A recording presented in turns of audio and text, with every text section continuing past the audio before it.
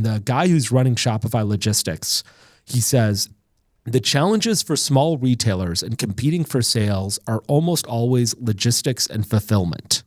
He says, if we can level the playing field and give any merchant in the world before they have had their first sale all the benefits of a larger retailer, we think that's just giving pure magic to merchants. This is Limited Supply, the place for refreshingly real takes on what D2C is really like. We're your hosts, Nick and Moiz. Let's start talking about money. Did you know that Messi's a soccer player, his store tripled sales in a month after they launched their Tapcart app? They saw a higher conversion rate, obviously, because it's within the app, but sending people to their app and then getting people to browse and shop, especially for a category like apparel, it crushed for them. They got push notifications, they got instant page loading, which I don't know if you've run like ads on TikTok yet. Their instant page works really well for conversion, and in the mobile app, it does just as well. You get one-click checkout, and typically we see higher AOV from that as well. I think if you're a Limited Supply listener, you should definitely be on Tapcart. You should go to tapcart.com/limited. You'll get 2 months free. Try it out, send it to us, we'll rate it, and we'll give you a review. All right, let's do this. I think this is episode 7 of season 3. I'm not positive. I think so. Really getting through these episodes, you know? Mary's was fun. Mary's was my favorite, actually. So different than what we normally do. Yeah, because it was just so, like, relaxing in a weird way. Yeah, we're just chilling. Yeah, that was great. Also, where are we? We're in Los Angeles. Great point. Yeah, we should talk about this. We're in Inglewood. We're in Inglewood. Because you booked I've never been here before, actually. I actually look for, so the place that we book in New York has a location out here, but it's like past Hollywood. It was like an hour and 45-minute drive for me. Too long. And I was like, I'm not going to be able to do that. Yeah. And so I booked this place because I thought you usually stay at like the proper in Los Angeles. I wish. Or in Santa Monica. Usually in WeHo. You're usually in WeHo? Last time you were in the proper, I thought. Like the last time you were in LA. I was probably also in WeHo last time. I was supposed to be at the proper this week. Okay, gotcha. For an event with Try Now, but that got pushed to June. Okay. Yeah. Got it. So that's why I thought you would be over here, and that's why I was trying to do it on this side. All good. Yeah, no, I'm pumped for today.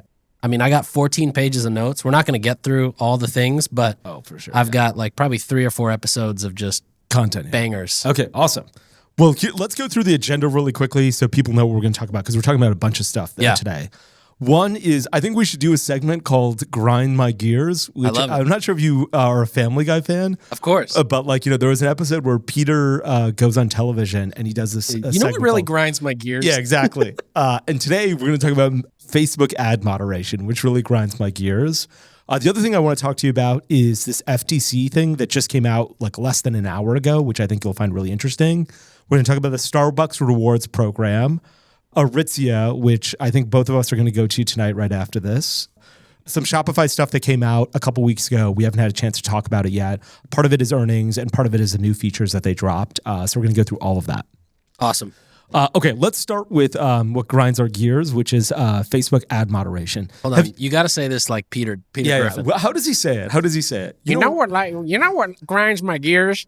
Is that how he says it? Peter Something Griffin like that. Grinds my gears. Okay, so have you ever done Facebook ad moderation? So you got Facebook ads running. Yeah. And, you got people commenting on them. Yeah, you're talking about responding to comments. Yeah, or cleaning comments. Yeah. Of course. Yeah. Bread and butter. It's so important. After creating the ads, like moderating the comments is incredibly important. If you're trying to sell deodorant at $10, it may not matter that much because it's sort of an impulse purchase. If you're trying to sell anything above $20, certainly above $50, you better be looking at the comments because people are going to be looking at them before they make their purchasing decision. For sure. In fact, it's one of the easy ways for me to spot somebody who's really bad at Facebook ads is when I look at their ads and then their comments, and I'm like, oh my God, the first 5 comments are people railing this brand, saying terrible things about you, and they've been here for a week and you haven't cleaned them up yet. What are you waiting for? Yeah. So you've done it. When do you do it? You do it for the brands where you guys run ads, or what do you do? So I recognized back in 2017 that responding to every comment keeps our click-through rate high, keeps our page score high, and keeps our overall CPM low because Facebook sees it as positive interaction. Yeah. And so by the end of 2017, when I was at Hint, we actually hired somebody full-time to just respond to comments. Wow. The title was community manager, but the entire job was responding to comments. And every ad had to have a response. Every ad comment needed a response. Yeah. That's awesome that you did that. Yeah, and community moderation generally means this is going to be a tough job. But I'd say responding to comments is 50% of the work. The other 50% is hiding or deleting comments as necessary. And Facebook, it goes hide, block, delete. You got to hide it. And then it's like, okay, it only goes to their friends, right? Because if you just delete it, they come back and they're like, hey, why'd you fuckers delete my comment? Yeah. But you gotta hide it. Then you gotta block them. Yeah. And then you gotta click the little 3 dots, which lets you show the hidden comments, and then you delete it. Yeah, it is so hard. So I think the really hard part is once you get to scale with Facebook ads and you've been running the same ad for several months, because if you can get an ad working for several months, it's great. Now all of a sudden, there are, 1,000 or 1,500 or 2,000 comments on this ad, and someone leaves a comment, and you're like, you got to Facebook doesn't make it easy to find out where the new comments are. Even if you filter by newest, the first person will say this is a great product. The second person will say this is a scam. The third person is part of a thread that is all the way at the bottom where she's responded to 2 other people, and you're like, where is this thing? It's this thread that you responded to started 18 weeks ago, and there are 74 comments in this thread, and I gotta look for yours in this fucking impossible way. You know what it should be like on WordPress? If someone comments on your blog, all of the comments show up, and you click approve, and you get an email. No. You can just click approve or decline on the email that you get. Yeah, and Facebook should do something like that, where you're like, here are the comments, either click approve or don't approve, or default approve, but make it so that I can see each comment easily. They bunch up. They're like, Jane Doe and 40 other people commented on this ad in the last, 4 hours. And you're like, fuck, there's 41 comments on here I have to filter through. And there's I click it once and they're like, here are all the 41 comments. And, some are right at the top. The others, you got to look in threads. The others, you got to look at other threads. You have no idea if you've looked at them all or not. I was recently doing this for a brand that I advise, and I was looking at their comments, and I'm like, fuck, I thought I was done with today's ads because it said this ad was 3 weeks ago, and I sorted by newest, and I kept scrolling down, and I was like, oh, this is a thread. I have to keep going back and back. I spent 30 minutes figuring out that I hadn't looked at just today's ads for that brand. And I don't know why Facebook doesn't do a better job of this to make it super easy. So they're like, every single comment you can look at, it's a separate link. I can share a comment with you. I can take a URL, send it to somebody else on my team so they can look at it and respond to it. And so I can look at it and make sure that I've gone through everything that someone is. It's so hard to do it right now. I don't understand why Facebook is so bad at it. I think that Facebook is like, look, this doesn't make us money. Creating software for this doesn't make us money, so we're not going to do it.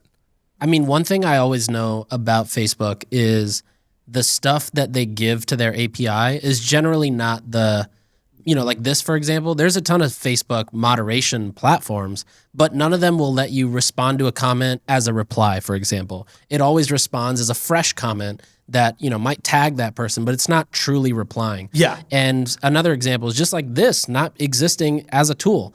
There should be a mobile app where you get a notification when a comment is pushed, if you want that. Yeah. And you should be able to just go in and do it. Yeah. You would think that with, they acquired customer.com, the customer service platform. Yeah. You would think that that's possible in there, but I don't see anything on their site that gives them a leg up and for that.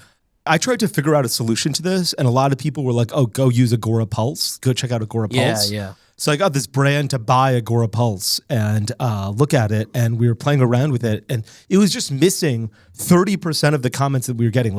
You'd play around and you look at them all and respond and delete and hide within Agora Pulse, although I don't think you could ban people in Agora Pulse, which was a real problem with it. But even then, once you looked at it, then you went through to Facebook and you're like, okay, let me make sure that I actually went through all of these. Right. And you're like, okay, 30% of the comments that were left on this ad, Agora Pulse never got to. Agora Pulse never saw. Yeah. And I'm not sure why that's the case or why they're missing so much. I posted on Twitter, and the guy from Gorgeous, the CEO of Gorgeous, was like, Facebook's API just isn't that good right now. Yeah. So we actually just miss a lot of things. And I don't know if that, he's like, that's why Agora Pulse is missing these things. And I think he has a leg up because I think they're both French. And so that's why they talk to each other a lot. I'm not positive, so don't quote me on that. But, there's no software solution that does this. And Facebook has just not done anything for a decade when it comes to comment moderation. And, if you're running ads and you're spending $1,000 a day on a single ad and it's getting 75 comments, it is so hard to moderate. You basically have to hire someone because they haven't done anything to give you the tools to make it so that it's seamless. Yeah, it should be like Gorgeous where you get tickets and immediately you can respond. Yeah, exactly. But right now you have to go to the page. First of all, you can't even consolidate page notifications. So if you're whitelisting with creators, one, you probably didn't even get the permission to respond to the comment. But two, you have to go individually and then click every single notification. It's ridiculous. It is terrible, and I really hope they do a better job of that. It's been grinding my gears for a couple weeks now. Yeah, that said, everybody should respond to every single comment. It's huge. Yeah. Respond/hide/delete every single comment. When you say respond to, I'm like, if someone's like, go fuck yourselves, I hate this. Hide, block, delete. Yeah, that's right. Yeah. HBD. It is really amazing. Like the hide feature is incredible where they're like, this person will still see it. Their friends will see it, but nobody else will. They're like, don't worry about it. It's kind of smart. It's like, all right, let's let this person just keep talking to a wall. Yeah, because if you do delete them and you don't ban them, a lot of times then they come back. Yeah, exactly. They're like vultures, basically. They smell the weakness on you because you haven't banned them. Okay, let's switch gears. The other thing I wanted to chat about was this Wall Street Journal article I saw today. And basically, the FTC settled with a company called Nature's Bounty. Nature's Bounty is a massive supplement brand. It's owned by Nestle. It's just ginormous. They're everywhere. They're at Target. They're at Walgreens. They're on Amazon, all these places. What the FTC recently said was that when they were selling on Amazon, they'd have multiple variations on a page, and all the variations on a single Amazon page share the same reviews. But they weren't all the exact same product. And as a result, they're like, you're hijacking reviews of other products to boost up, you have 10,000 reviews of product X. Right. You just introduced product Y on the same product page on Amazon, the same PDP. So it looks like product Y also has 10,000 reviews. But product Y is actually a new product and has 0 reviews. And it's not a variant. It's a completely separate product. It could be a variant. Okay. It's even a variant. Okay. And they're like, this is hijacking reviews and illegal. Wow. So the FTC just said, Bountiful didn't, or Nature's Bounty, which is owned by a company called Bountiful, that's their official name. They didn't admit liability, but they agreed to pay $600,000 to the FTC. And they're like, the FTC says this is review hijacking. And, you're basically hijacking the reviews and showing them on different products. The question is what is a different product? And I don't understand this just yet because this just came out. This came out today at 2 hours ago, basically, is when I saw this. The question is what is a different product? So I was thinking native deodorant on Amazon has native deodorant coconut and vanilla, native deodorant lavender and rose, native deodorant cucumber and mint. All of them share reviews on Amazon. All of them share reviews on Native's own website. We don't have a separate review for every single variant. Mm-hmm. Are those separate products or are those not separate products? And I think the FTC would possibly argue those are separate products and you cannot share reviews on them. I wonder how they classify it. If it's if the SKU number is different, it's completely a separate product. That's what it sounds like. Yeah, exactly. Right? But then the problem is what happens if I'm selling you a small t-shirt or a large t-shirt? Are all three of those are different SKUs, right? A medium-sized t-shirt and a large-sized t-shirt are different SKUs, even though they're the exact same product. And so here's this quote from the director of FTC's Bureau of Consumer Protection. Boosting your products by hijacking another product's ratings or reviews is a relatively new tactic, but is still plain old false advertising. I don't know what a different product is here. I think that's the crux of the situation, which is what is a product, and how is it different and when can you share reviews and when can't you? The thing that I would say is this is rampant on Amazon and everywhere else in e-commerce. Everywhere. If the FTC wants to really enforce this, they really need to do a better job of telling us what is and what is not a different products. You said Nestle owns the company that this happened to? Correct, yeah. I wonder what's going to happen to Vital Proteins and Orgain because they're both under Nestle as well. Yeah. And I think they do the exact same thing. We should monitor it. Yeah, I think we should monitor. And to be clear, I think everybody does this. I'm not sure what a different product is, frankly, still. And so I don't for instance, is Tide laundry powder and Tide laundry detergent, the liquid, different products? Is Tide powder and Tide, liquid detergent different or are they the same? Yeah, I wonder too if they were more mad about the sharing of the number one bestseller or the Amazon's Choice badges. Yeah. More saying that's false. I could see that. But I don't know that I would agree with variants because when you said sizing, then it's how does that work?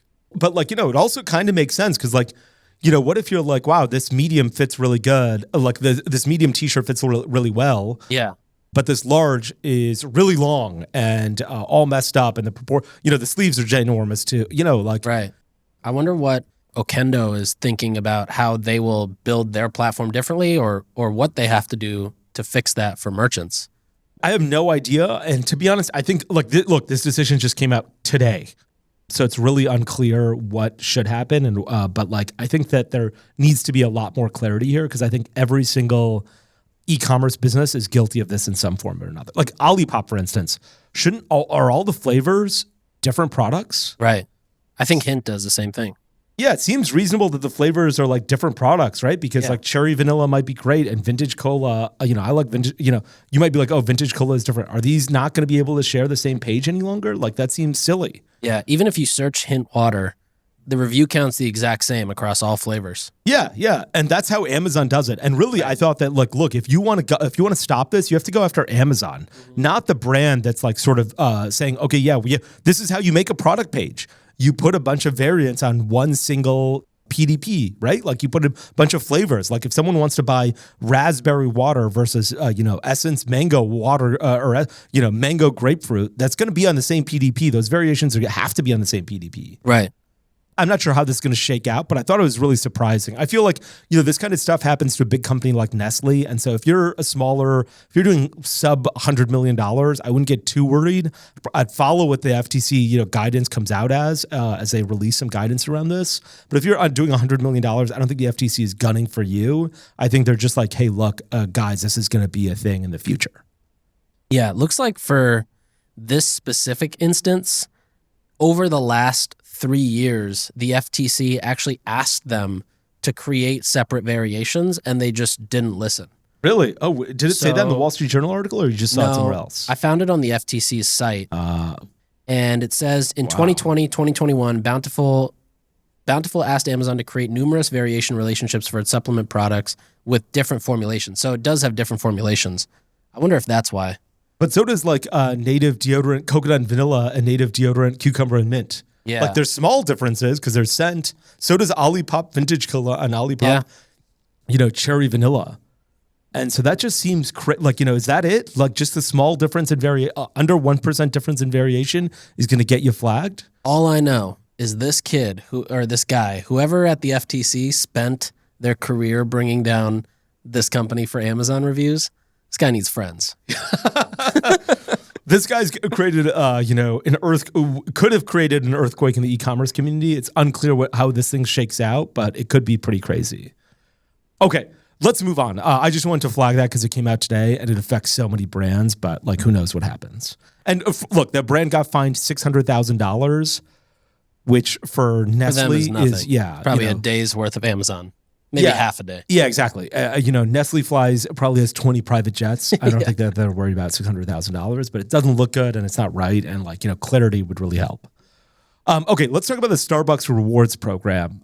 Tell me what was going on there. I don't know how I came across this, but I was pretty intrigued. So just in the US, as of Q1, guess how many members Starbucks has using their app for rewards to go in, earn points, get free drinks, scan the thing. Okay, that's good. Let me guess. Okay, so Starbucks, there's 300 million people in the United States. Yep. Probably half are too old or too young to be using it. So there's 150 million people, probably 57 million.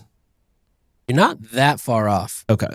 So Amazon has 172 million Prime members in the US. So about 6 in every 10 have Amazon Prime.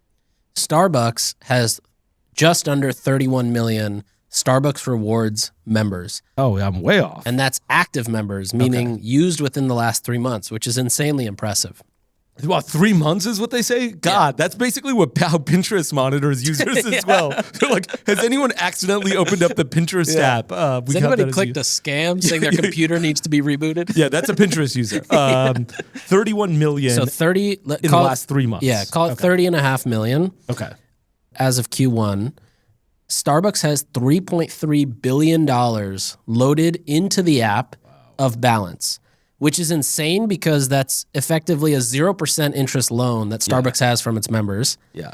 And just historically, they know 10% will never redeem. Yeah. So they basically pocket $330 million, which is insane. I mean, it's crazy. They've done a really, I guess a few things. One is, I think that happens mostly off app is probably where they get that 10, because, if you've got the app, you sort of never lose it, right? But if someone gives you a $10 gift card and you get 2 coffees and you spent $9.20, you're like, fuck it, I lost this card. I'm not holding this card until the next time I go to save 80 cents. Maybe I would, but not everybody would, obviously.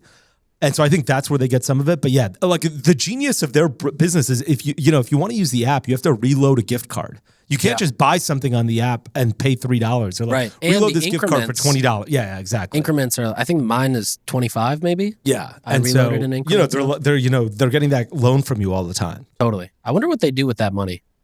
I'm sure they use it to finance operations, dividends, pay down. But do you think they invest in other...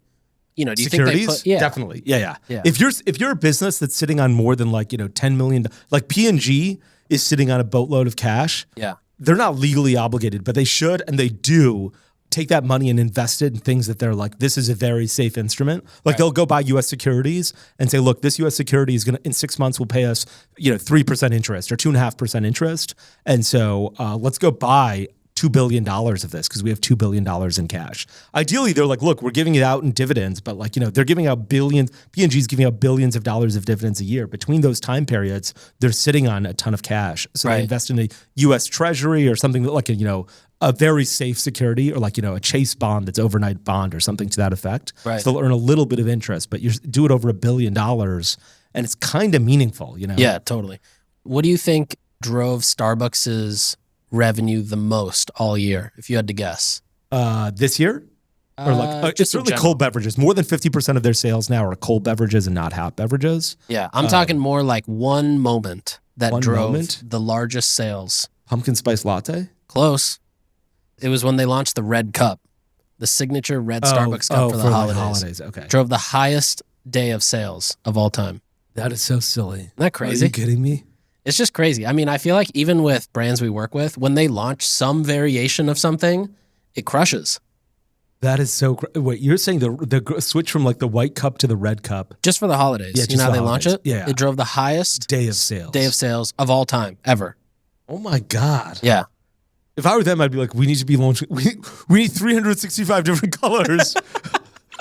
Every day someone's job is to change the color here. Yeah, just go to colors.co and hit enter. That's right. Yeah. Take the hex numbers. There's change the number, one number Put at the gibberish end. in there. Print it. That is bananas. I'm surprised that they don't do they don't have that type of moment more often or for other seasons. For spring, why don't they do light blue for the sky? And for summer, why don't they do daisy yellow? Yeah.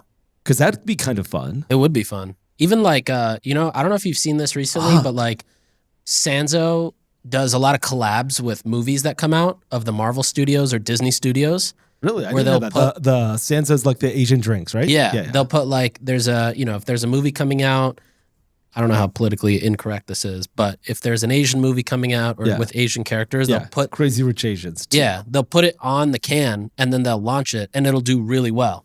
That makes more sense to me. That's sort of a historical thing that's always happened. Pepsi would be hey, we're launching Space Jam, Sure.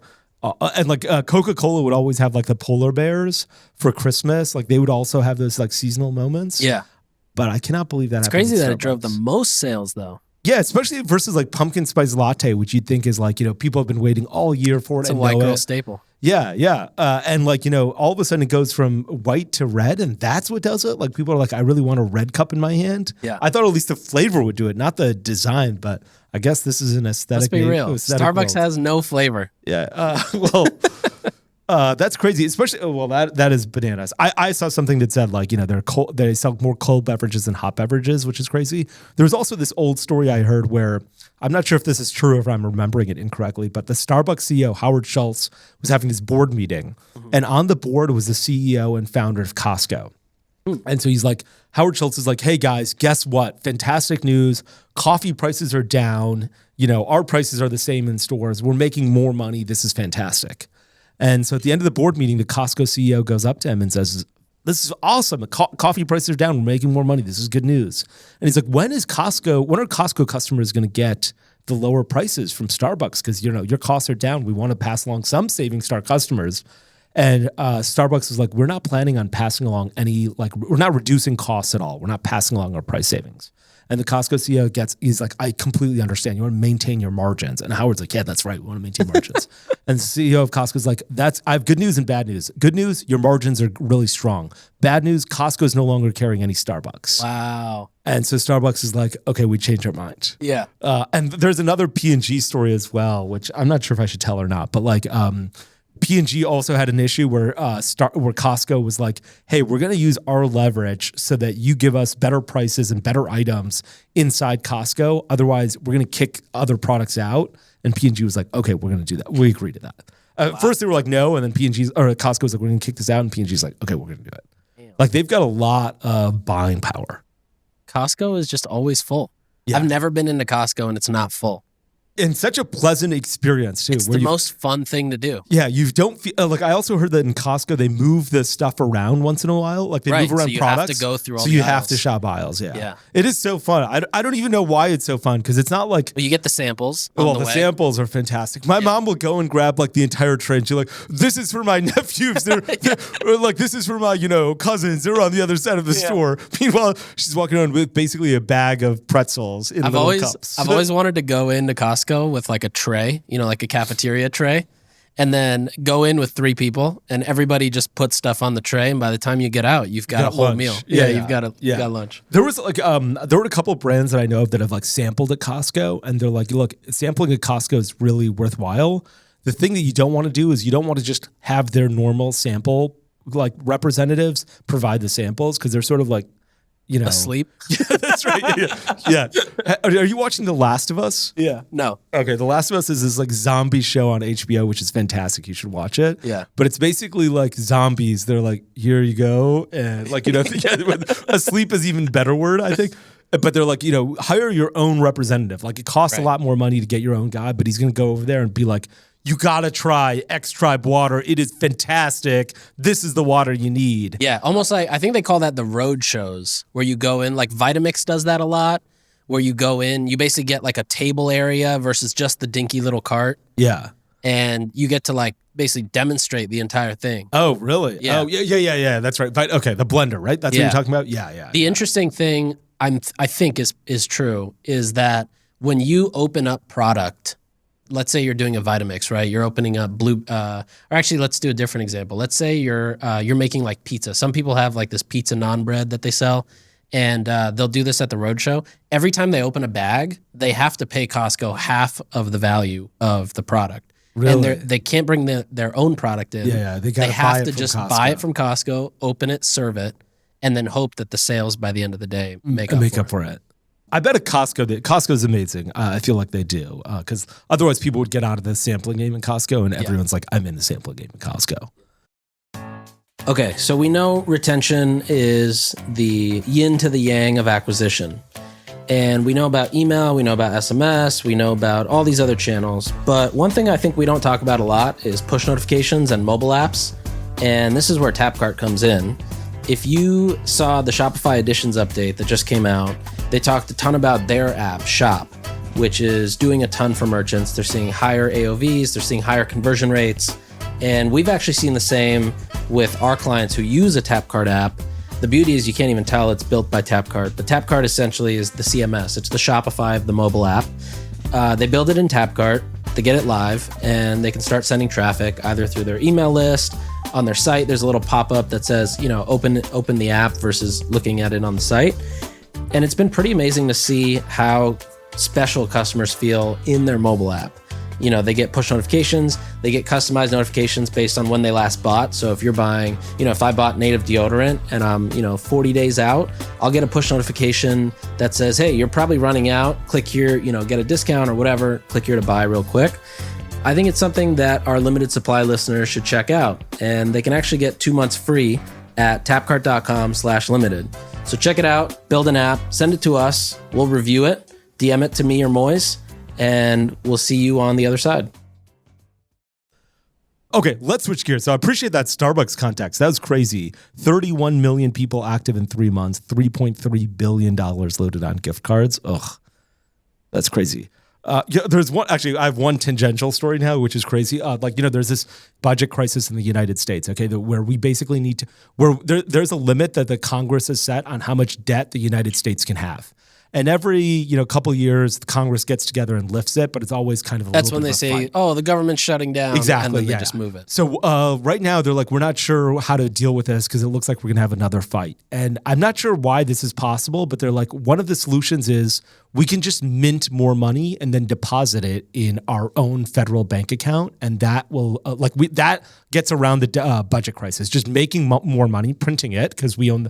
The U.S. government owns the printing press for money. They're going to print more money and then deposit it in the bank. And they're like, it's like when now I we have steal more money from the little cardboard box in Monopoly. On my board. That's right. And so one of the things that they're thinking about doing is minting a $1 trillion coin. The Federal Reserve would mint a $1 trillion coin and then go and deposit it in the U.S. government bank account, or maybe the U.S. Treasury. This is breaking my brain. And I don't even know how this works. So they're like, one of the ways to get around the law of the budget, of us running out of money and having more debt, is just making a $1 trillion There's no coin checks and balances to that? I have no idea why there are not, but in the New York Times, in multiple articles, they're like, one of the solutions that I think the Treasury Department is looking at is minting a $1 trillion coin. Wow. Which there was actually a joke of, I think in The Simpsons, where Mr. Burns had a $1 trillion note and was flying to Cuba.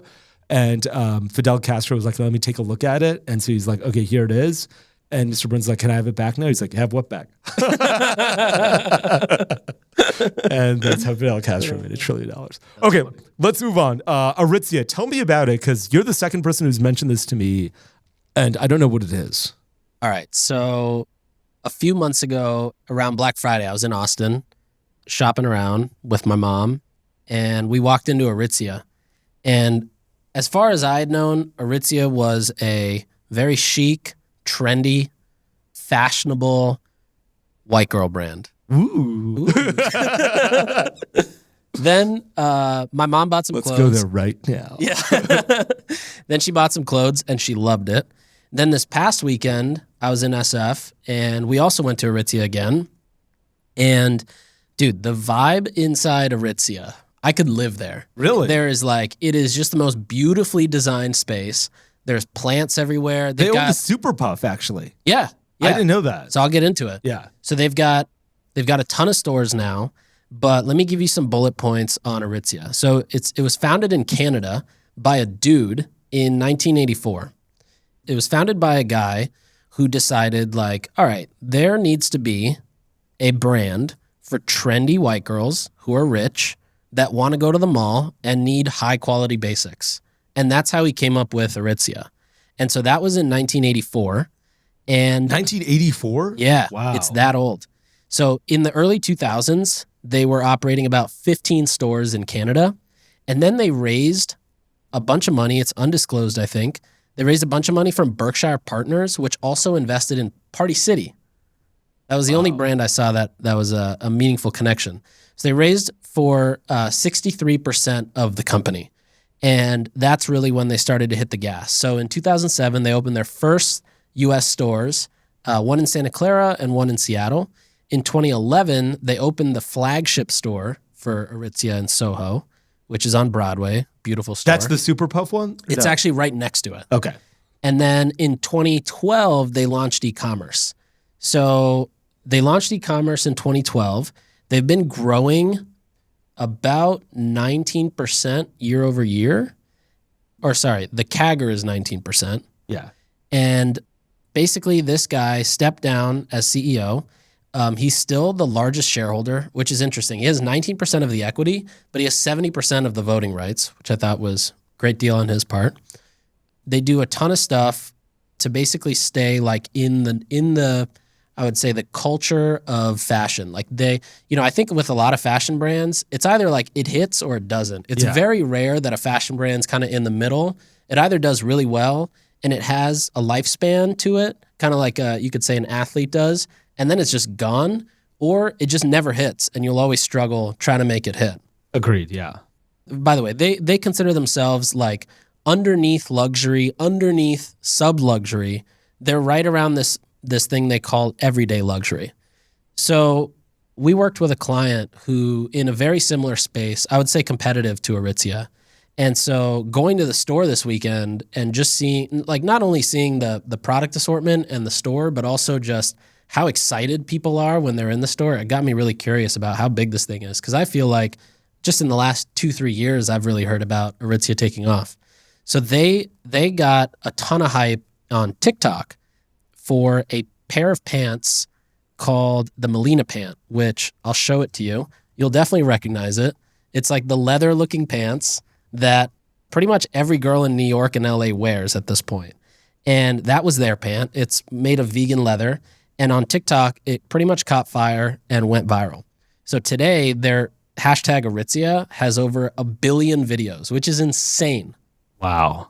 1 billion videos. That's from great. shopping hauls to styling hacks. All right, so let's get into revenue. So in 2022, they did $1.1 billion in revenue. Yeah. And this is all US dollars, not Canadian dollars. They did 1.1 billion US dollars, which is up 74% from the year prior. Holy shit. Which is fucking crazy. So out of the 1.1 billion, what percent do you think is e-commerce? 30%. Pretty close. About half, like 40%. Okay. So 418 million was e-commerce. Close to 700 million was retail. So e-commerce, steady growing, but retail, they've been growing about 8 to 12 stores a year, I think. They're out about 106 total. Their retail stores grew 116% last year. Out of that, the gross profit, $485 million. $485 million on gross profit. Okay, yeah, gross profit makes sense. They have about 6,500 employees. Now, one interesting thing, which I don't understand why, maybe, I don't know, is their e-commerce is built on Salesforce, which I feel like is probably holding them back now. Yeah. Like usually when a company gets to be this size, they're rarely, I don't know why, but they're rarely on Shopify. Like, you know, it's almost like Salesforce caught them early because Salesforce got them, I think, in 2013. Yeah. But anyway, some other interesting facts. So they're not just Aritzia. So Aritzia is like their store, and they have obviously Aritzia clothes, but they have 8 brands underneath Aritzia, I think. Nope, I'm wrong. They have Super World, which is the one that we talked about. That's the puffer store. jacket, right? Yeah, they have one called Sunday Best. They have TNA. They have Babaton and Wilfred. So they've got basically their own set of different brands, basically focused on different looks, different outfit types, different fashion types, all sold within the store, which I think is interesting. It basically turns one retail store into a mini mall, depending on what you're going there for.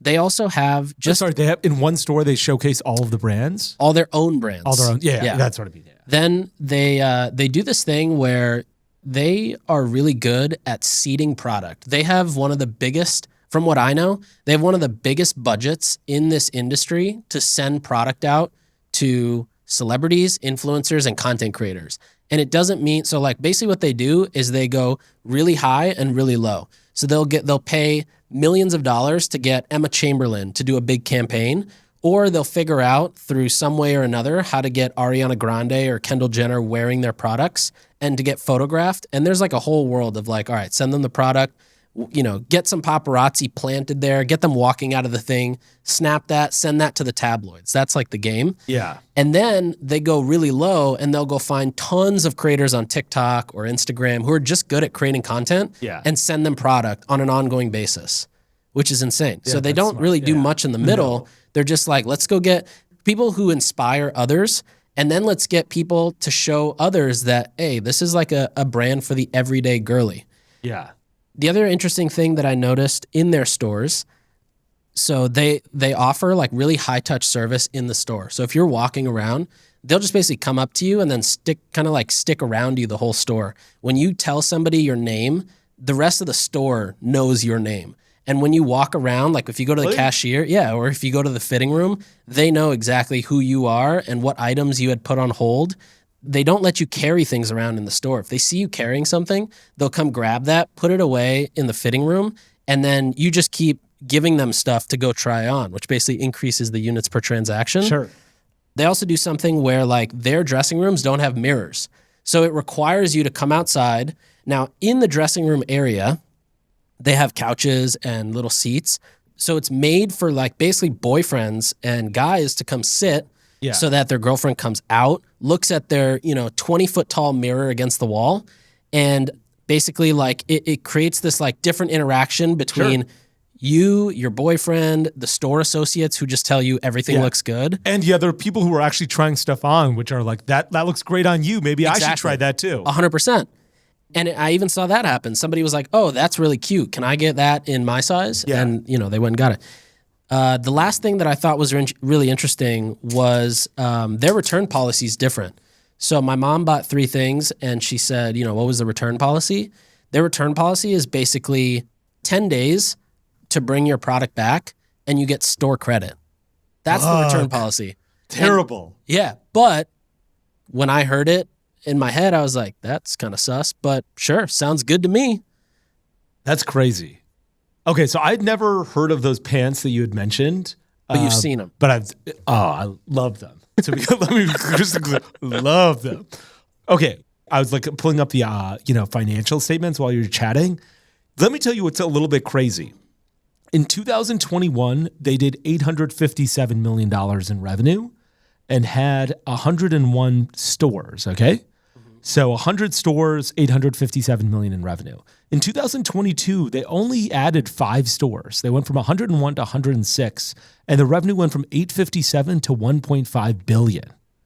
What the fuck happened? Like, it's not like, like one of the things that you always look at, like, when Chipotle was growing, you're like, how many stores does it have? How many more locations can it expand to, right? Like today you think of McDonald's and you're like, there's nowhere else to put a McDonald's in the country. It's been 50 years since McDonald's was founded, or 75 years. They're everywhere already. These guys didn't expand stores to grow revenue. They just grew revenue, which is really spectacular. I mean, that was also during the pandemic. And I think TikTok had a huge part, a huge role in their growth. As well as, there was almost this like change of what's cool in fashion that probably happened in 2021. And they almost fit right into the perfect sweet spot, the perfect bullseye of like what fashion was in 2021. Wow. They also got a new CEO, this woman named Jennifer Wong. I've seen that Super Puff store 1,000 times. Have you gone in? Broadway and Crosby. I've never gone in, and every time I walk by it, I'm like, that's a beautiful store. Yeah, it looks so good. Like they do such a good job merchandising with like colors and racks and like the puffiness and like gloss or matte. I just didn't know that it was owned by Aritzia. I just thought it was a pop-up store, to be honest, because I was like, how can this Super Puff store remain there year-round? Because, it gets warm, and then who's going to buy a Super Puff in New York City? But it makes sense that they've got 7 other brands that they can say, okay, you know what? It's not cold anymore.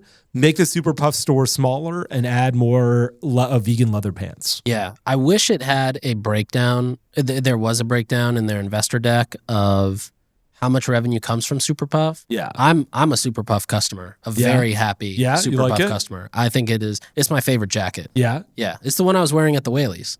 Oh, gotcha. Yeah. Okay. It's like sleeping in a bed. Or it's like you're in a bed constantly. Yeah. You know what? I told the Buffy guys, I was like, you guys need to create a jacket because you guys already have like, this healthy duvet covers and great duvets that are, amazing and people love. You guys should turn this into a jacket. Like imagine a jacket like Buffy, but instead of one color, like the color that you bought, you could change it like a duvet. You could unzip it and then be like, you know what? I was wearing black yesterday. Cool. Now I want to wear blue.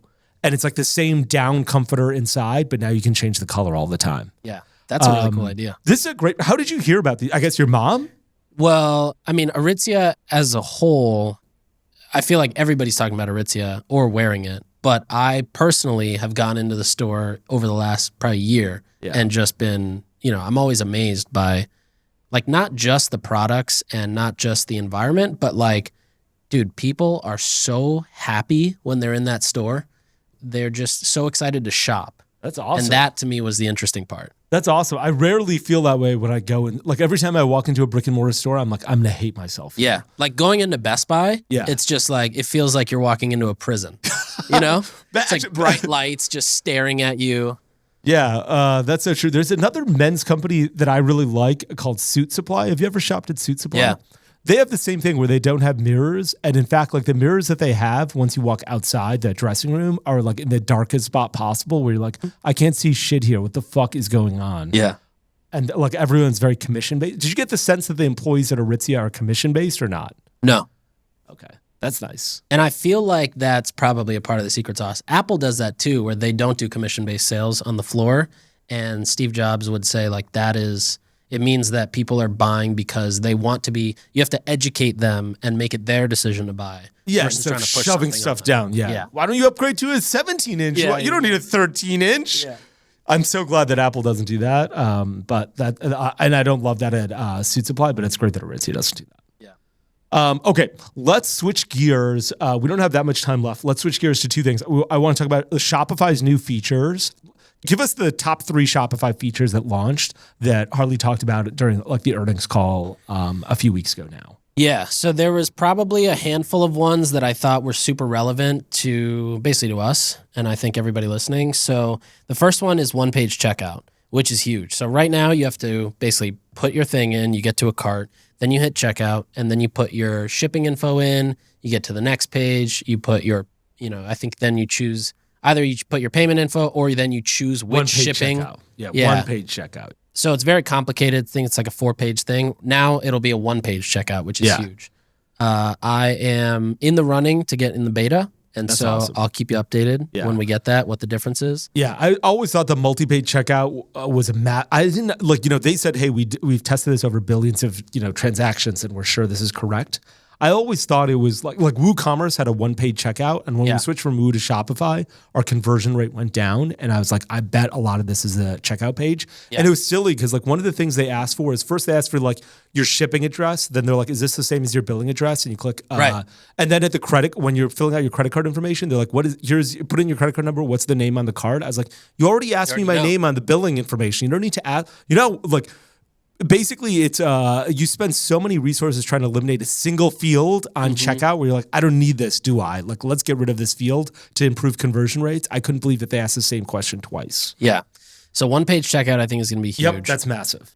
Another one is Shop Promise. So this is a new badge that's going to appear on your store. Yeah. And basically what they do, from my understanding, option A is you use SFN, which we'll talk about in a sec. Yeah. And they know those numbers. Option B is they basically say, all right, we know the day that somebody bought, we know the date that your order was shipped based on, a tracking API, and we know the date it was delivered. And so based on that, we will decide whether or not to grant you a badge. They claim that it increases conversion rate by 25%. So if you're at a 4% conversion rate, you could expect to go to 5. I feel like that's probably a stretch for just a badge. Moiz is nodding at me with his eyes half opened. But yeah, so that's what they claimed. Another one is by Peter Griffin, I don't trust that. You know what? When something happens and Peter Griffin goes like this, that's how I feel, right? When they say 25%, that seems high. Just thought, you see that chicken from flying ready to fight. All right, another cool one is, have you played around with Shopify Cash Boosts? No. This is Shopify's first step, dipping the toe in the water of running ads. So they have a publisher platform, you could call it, which is the Shop app, which initially was just to track packages, and now you can actually shop it. Yeah. But they have a currency within it called Shop Cash, which is not their own currency. It's just dollars translated into, however they compute it. Yeah. And you can now run campaigns and say, all right, I want to put a $15 CPA, and it'll assign a multiplier to the points that you get in exchange for buying the product. So let's say you come to long weekend and we're running this thing. It'll tell you, hey, you can get 1 times the points it'll say 1 times the points normally. But if I'm running this thing, it might say, oh, get 5 times the points. Yeah. And those points are coming from my $15 CPA target I set in Shopify. And it's really cool because it's in the Shopify admin portal. If you have the Shop app installed as a sales channel, you should be able to see it, I think, by now. I've played around with it. It's super easy. You can put 15, you can see what you get. Then you can put it up to 20, and you'll just see an increase. But you can basically demand the price. Right now, there's not a lot of people doing it, so you can pretty much command a low price, and it works. Okay. Yeah, I feel like that's interesting that Shopify's like, hey, make it so that we're running a promotion inside the Shopify app. I think that's great. I just don't think that there are consumers using the Shop app yet. Like, I think it's so small. Like, when you did it for long weekend? Yeah, Did it you see a wasn't like boost in sales? huge. Yeah. I mean, it was definitely a small boost, but it wasn't like, More than 5% or less than 5%? probably like 10%. Wow. Okay. But I mean, long legitimate. weekend scale's like not that big right now. Yeah, that's still a lot. Okay, I take it back. That's great.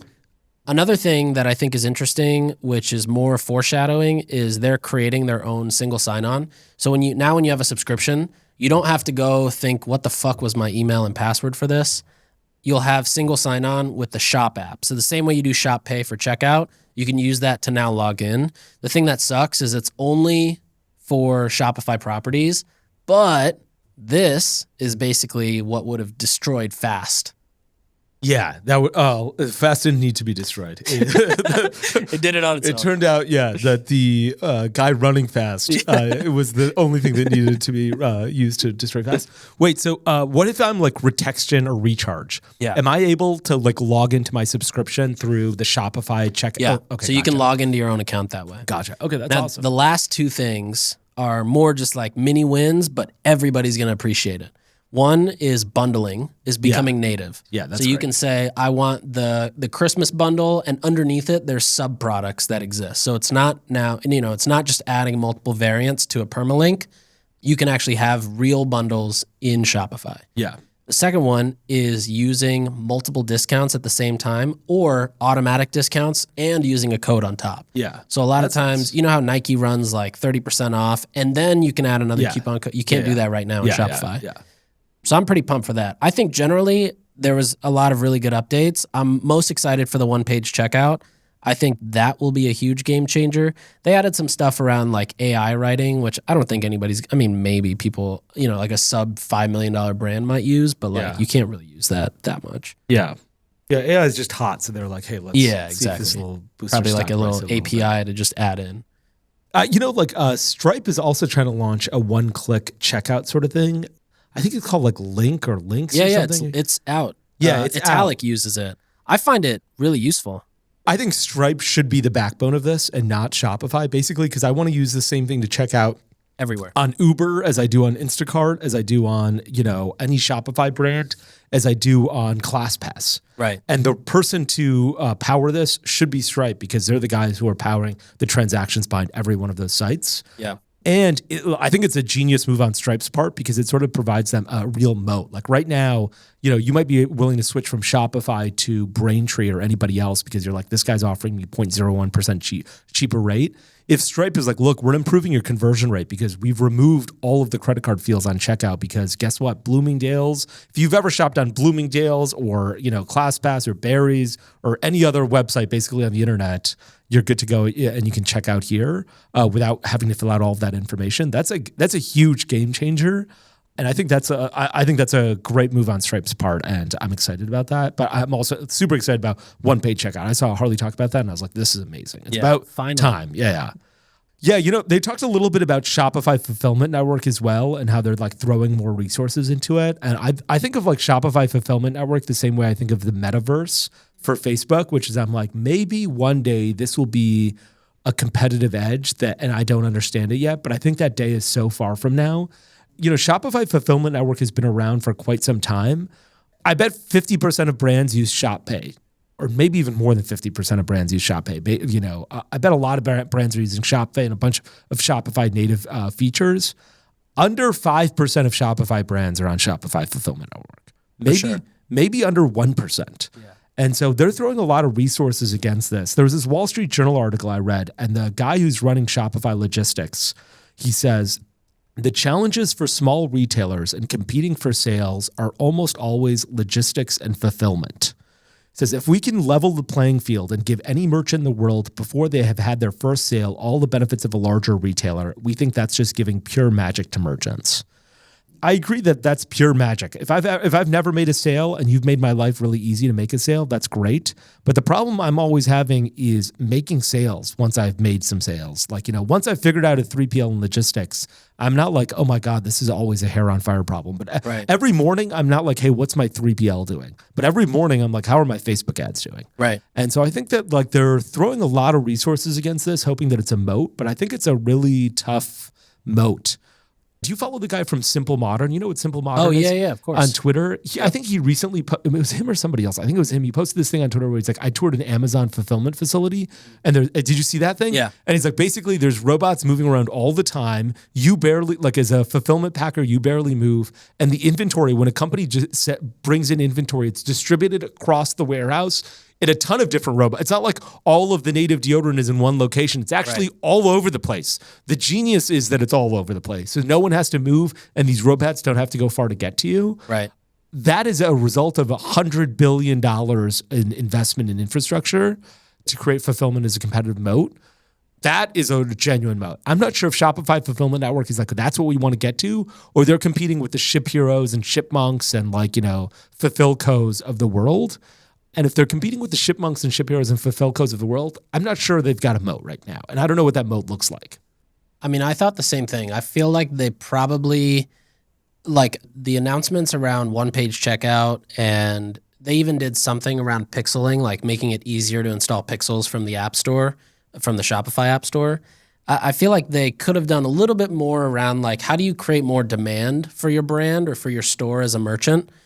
I do know, I mean, I remember when we talked to Harley, he talked about like, we build for the 90% of the stores. We don't build for native or things like that. I remember that. So, but I also still don't know, like, what percent of those, let's say mom and pops or sub $1 million brands need a fulfillment center versus like, they're just, I mean, every time I go on TikTok and there's like TikTok Live, where people are packing orders. I don't know if you've seen that. But they're always just doing it themselves. Yeah. They're not using a fulfillment center. Yeah. And like, especially if you make the product yourself, like if you're a really small brand and you're making your own product, you probably are fulfilling it yourself too, Right. If you're like an Etsy brand, you're not like, what I need is a 3PL partner. You're like, I'm making my stuff. I'm a $40,000 a month store. I might be shipping my stuff too. Right. Okay. Let me switch gears and talk about one last thing before we wrap up. I know we've got to go. Facebook earnings came out several weeks ago. We did the podcast at the Whaleys, then we did one with Mary, and I think this is the first one we're getting to after this. So there was just some quick stuff that I wanted to discuss. They said on this podcast, this will take less than 2 minutes. Yeah. 3 billion people use Facebook products on a daily basis. 4 billion people use Facebook products on a monthly basis. That's 50% of humanity. 25% of the world is under the age of 14 or under the age of 15. I was like looking at this and I was like, where is it? So like there's 8 billion people in the world, 2 billion are under the age of 15. 4 billion people are using Facebook on a monthly basis. That's absolutely insane. A US user for Facebook is worth $50 per year. A European user is worth $17. Asia Pacific is worth $4, which I thought was pretty crazy. In the fourth quarter of 2022, average price per ad decreased year over year compared to 2021 by 22%, which I thought was also kind of crazy. But they showed more ads. Ad impressions delivered across our family of apps increased by 23% year over year. Anyway, those were the things that that stood out to me. I looked this up a couple of weeks ago, so now I'm refreshing myself as I'm reading through these things. But those are the things that stood out to me, and I just wanted to bring those up. Like half of humanity is using Facebook on a monthly basis. Virtually half of it is using it on a daily basis. One of the apps across Facebook's family of apps. US user $50, Asia Pacific $4. Wow, that is crazy. Yeah. I'm going to dinner with Ryan after this. Yeah. The CEO of Jolie and the CEO of Facebook Ads Don't Work, and I can't wait to tell him this. He's the CEO of a company called Facebook Ads Don't Work? No. Okay. That's his mantra. That's his mantra, really? Facebook Ads Don't Work? Yeah, but I think now he's come to the other side. Yeah. I'm the guy who wrote the Bible. I'm like the priest, actually, of Facebook ads, where I'm like, these work. Come over here. Here's, I'm giving you communion for Facebook ads. Yeah. What's a funny thought I had just now is, who does the best field marketing in the world? Who? Jesus. Yeah. Dude, every sign, every pole in LA has a quote from the Bible. Really? With a reference back to like where in the Bible it is. Wow. Who runs this guy's marketing department? I mean, a billion people who aren't motivated financially. They're even more passionate than that. And, I've got all the respect in the world for that kind of stuff.